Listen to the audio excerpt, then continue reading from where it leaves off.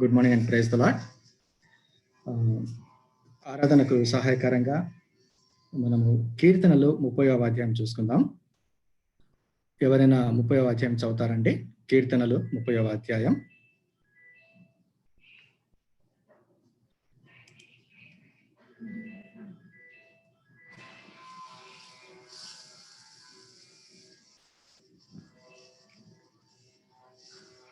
Can anyone read Psalm chapter 30?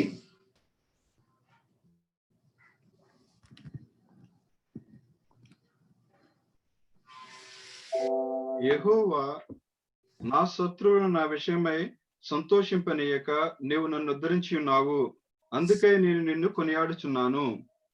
యెహోవా నా దేవా, నేను నీకు మొర్రపెట్ట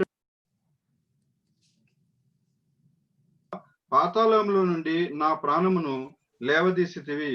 నేను గోతులోనికి దిగకుండా నీవు నన్ను బ్రతికించితివి. యెహోవా భక్తులారా, ఆయనను కీర్తించుడి.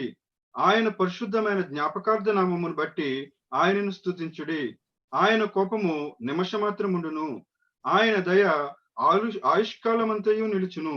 సాయంకాలమున ఏడ్పు వచ్చి రాత్రి ఉండినను ఉదయమున సంతోషము కలుగును.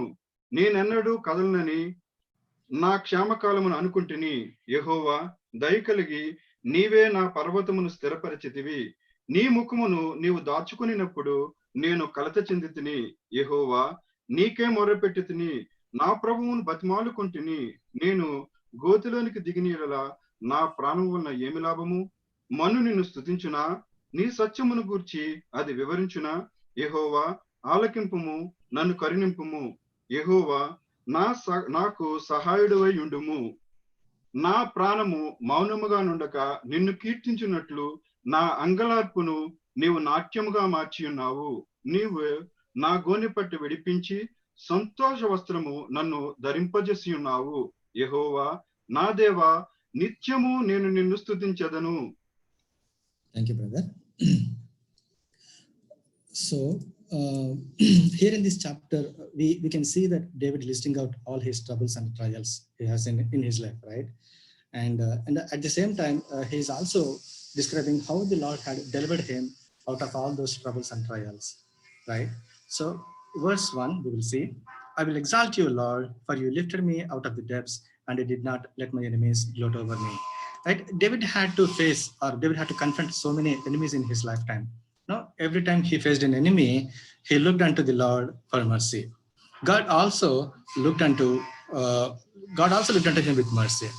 Therefore, his enemies did not get the chance to rejoice over his mess. Correct? We too might have enemies in our lives, just like David had. Correct? Either in our offices or in our relatives, or sometimes even in our homes. But Lord, sometimes they will always be closely watching us to catch us either in our words or in our deeds, right? One smallest mistake is enough for them to catch us, and they take the chance and they laugh at us. But God is a gracious God, and he covered so many of our sins, and he covered our shame. So that's how he protected us from the shame. Correct?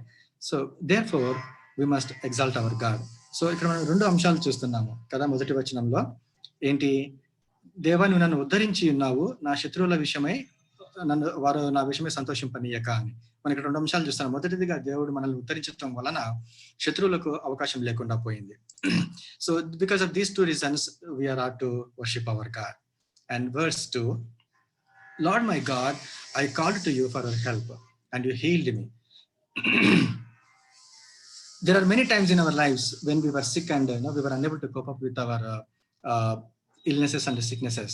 But when we called unto our God, our Lord for healing and help, God healed us.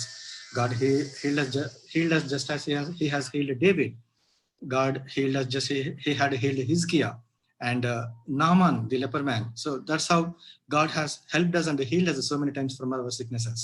Right? And this is the second reason for us to exalt our God this morning. And verse 3, you, Lord, brought me up from the realm of the dead. You spared me from going down to pit. Right? Realm of the dead, or Sheol, ante Patalamu. Sheol or realm of the dead is the place where all the dead bodies are kept. Right? In other words, it is a grave. From that very place itself, God brought us up, right? We see hundreds and thousands of people are dying every day during this pandemic times and corona times. Then why are we not dying along with them? Are we something special? Or do we have any extra immunity? No, it's not like that. It is because the next part of this verse, you spared me from going down to the pit, right? So many people around us are dying, but God is sparing our lives from going down to the pit when everyone else is going down, right? Verse 4. Sing the praises of the Lord, you his faithful people, praise his holy name. David doesn't want to sing praises to the Lord all alone. He has this good habit of inviting others to join him in praising the Lord, in worshiping the Lord. దేవుని స్తుతించేటప్పుడు చాలాసార్లు మనం కీర్తనలో చూస్తాం కదా, రండి మనం యెహోవాను గురించి ఉత్సాహధ్వని చేద్దాం, మనం సాగిలపడి ఆయనకు మొక్కుదాం, మనందరం కలిసి దేవుని స్తుతిద్దాం అంటాడు ఆయన. అండ్ ఆయన basically he is a worshipper. అయితే తను ఒక్కడే దేవుని స్తుతించడం ఇష్టం లేక he sends an invite to fellow brothers and fellow Israelites to come and join him to praise God, right? Verse 5. For his anger lasts only a moment, but his favor lasts a lifetime. Weeping may stand for the night, but rejoicing comes in the morning. This verse shows the very nature of our Father, right? Sometimes, we see our children toppling things at our homes, and sometimes, they rebel against us. They don't hear our voice. They don't hear us. They don't obey us. But we will be, naturally, we will be getting angry on our children. But that doesn't mean that we don't have love for them, right? We may correct them, we may rebuke them, we may discipline them, but we still continue to love them, right? So that's how it is our Heavenly Father. ఏ రకంగా అయితే మన బిడ్డల మీద మనకు కోపం ఒక క్షణం మాత్రం వచ్చి తర్వాత తిరిగి మనం ప్రేమిస్తాము, అంతకన్నా ఎక్కువగా ఆయన మన పట్ల ప్రేమ చూపించినటువంటి దేవుడు ఆయన. తరతరములకు మన పట్ల కూడా ఆయన కోపపడినా కూడా అది క్షణకాలం ఉంటుందేమో, కానీ ఆయన ప్రేమ, ఆయన కృప, ఆయన కనికరము, ఆయన వాత్సల్యత తరతరములకు అది నిలుస్తుంది. So this is because it is his very nature. And we move on to verse 6. When I felt secure, I said, I will never be shaken. Lord, when you favored me, you made my royal mountain stand firm. But when you hid your face, I was dismayed. కదా, తెలుగులో కూడా ఇది చాలా బాగుంది. నేను ఎన్నడను కదలనని నా క్షేమకాలమున నేను అనుకుంటుని, దేవా దయగలిగి నీవే నా పర్వతంను స్థిరపరిచితివి. This is true most of our lives, right? So when we have a lot of money and lot of relatives, మన జీవితం, we feel that we are very secure in our lives, but that is not the true case. David also initially felt like that, and he thought that I will not be shaken and no one can shake me. But later on he realized that it is not his wealth which made him firm, but it is the Lord's favor behind the screen that made his royal mountain stand firm, right? Is it not true in our lives too? మనము ఈరోజు క్షేమంగా ఉన్నాము, నెమ్మదిగా పడుకుంటున్నాము, మన 5 వేళ్ళు మన నోట్లోకి వెళ్తున్నాయి, కడుపు నిండా తింటున్నాం, కంటి నిండా నిద్రపోతున్నామంటే దానికి కారణము అది మన గొప్పతనం కాదండి, దేవుడు మన పట్ల చూపించినటువంటి కృప. In some translations it says his favour కదా. ఏమన్నది అక్కడ 7వ వచనం, దయ కలిగి నీవే నా పర్వతంను స్థిరపరిచితివి. అంటే దయ కలిగి, కృప కలిగి ఆయన మనల్ని స్థిరపరిచాడు. మనం క్షేమంగా ఉన్నామంటే అది ఆయనకి కేవలము ఆయన దయ. 8వ వచనం, to you lord I called, to the lord I cried for mercy. What is gained if I am silenced, if I go down to the pit? Will the dust praise you? Will it proclaim your faithfulness? What does David mean here? Okay, he means, Lord, if I die and mingle with the dust, is it possible for the dust to praise you? Therefore, you give me life, I will praise you, Lord. Lord, you keep me alive, I will proclaim your faithfulness. Right? One day or the other, we will all have to die and we will become dust very soon. And then we do not have any more chances to praise God. We will not get any other chances to worship God. Therefore, when we are still alive, we should utilize this opportunity to praise God, to worship God. David realized this and sought the Lord to give him life in order to proclaim his faithfulness. Right? And in Psalms 71 verse 18 also it says, even when I am old and gray, do not forsake me, my God. till I declare your power to the next generation, your mighty acts to all those who are yet to come. It means what David says is, Lord, you extend my life even when I become old and gray, and then I will declare your power to the next generation. Your mighty acts I will proclaim to my children and their children, to the next generations. Correct? We will come back to verse 10 again, chapter 30, verse 10. Hear, Lord, and be merciful to me. Lord, be my helper. You turned my wailing into dancing. You removed my sackcloth and clothed me with joy. Right? Every one of us must have cried at some point or the other for various reasons. Right? King David was not exempt in this in his life. Whether it is a king or a servant, sometimes we will have to weep, sometimes we will have to cry because of various reasons. But God is our help, and he is the one who turns our wailing into our dancing. Right? As far as I remember, there are two incidents wherein David also wept very bitterly. Shall we turn our Bibles to 1 Samuel chapter 30? మొదటి సమూయేలు 30వ అధ్యాయం చూసుకుందామండి. So this is the, I will give you brief background about it. When David before David becomes a king, he and his men they were living in a place called Ziklag. When in their absence, what happened is these Amalekites, they came and destroyed that city Ziklag, and they captivated all their wives, their sons and daughters. Can someone read verse 3? 1 Samuel chapter 30, verse 3 and 4.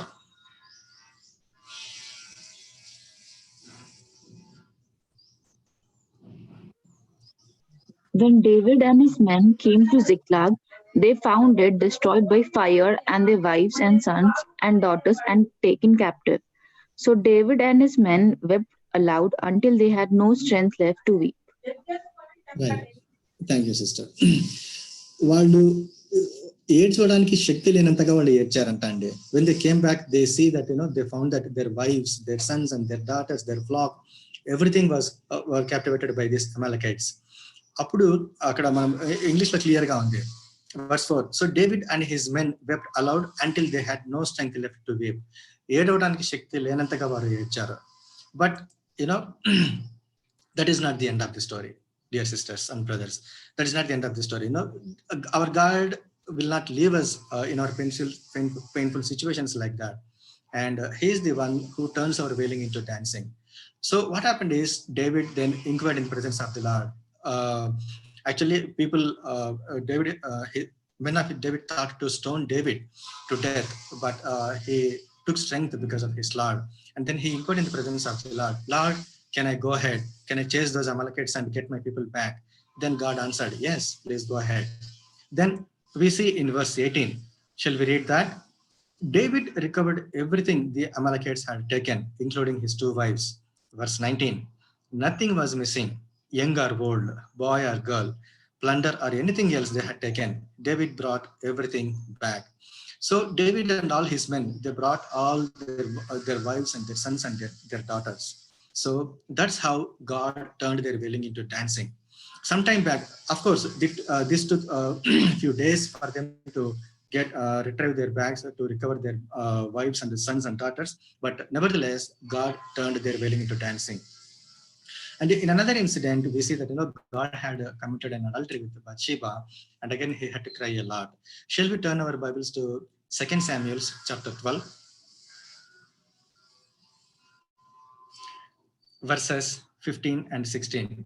Can someone read 2 Samuel chapter 12, verses 15 and 16?